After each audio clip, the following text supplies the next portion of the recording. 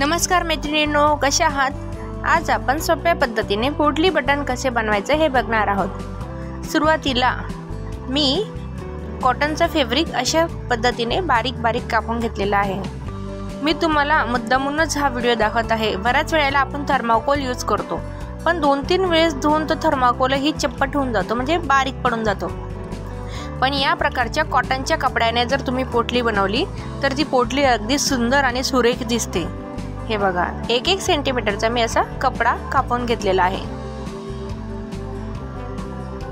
त्याच्यामध्ये उलटी सुलटी बाजू ही बघून घ्यायची। त्यानंतर दोरा मी घेतलेला आहे। कॉटनचा कपडा हा अशा प्रकारे रोल करून घ्यायचा आहे। त्यानंतर त्याला कपड्यामध्ये असा गुंडाळून घ्यायचा आहे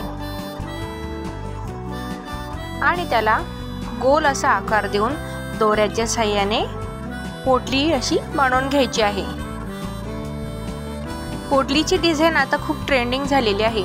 ब्लाउजच्या गळ्यावर, पाठीवर तसेच बाहीवर वेगवेगळ्या पॅटर्नमध्ये पोटलीचा उपयोग होतो। थर्माकोलची पोटली ही कधीच चप्पट होऊन जाते किंवा बसून जाते, पण ती ॲक्टिव्हही दिसत नाही। पण या प्रकारची जर तुम्ही पोटली बनवून यूज केली तर तुमचे ब्लाउजचं फिनिशिंग अजून छान दिसेल आणि पोटली ही उठावदार दिसेल। अशा पद्धतीने दुसराही कपडा मी असा पोटली तयार करून घेतलेली आहे।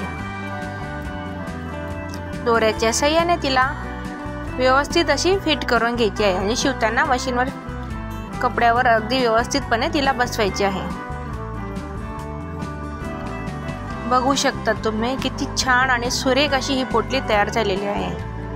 तुम्हाला जसे हव्या तशा पोटल्या तुम्ही तयार करून ब्लाउजला पॅटर्न देऊ शकतात आणि या पद्धतीने जर तुम्ही पोटली बनवली तर तुमचं पॅटर्न अजून उठावदार दिसेल।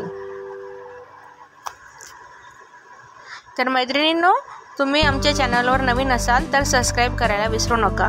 सोबत तुम्हाला पोटलीचा हा व्हिडिओ कसा वाटला हे आम्हाला सांगायला विसरू नका। हे बघा, किती सुंदर आणि सुरेख अशा या पोटल्या तयार झालेल्या आहेत।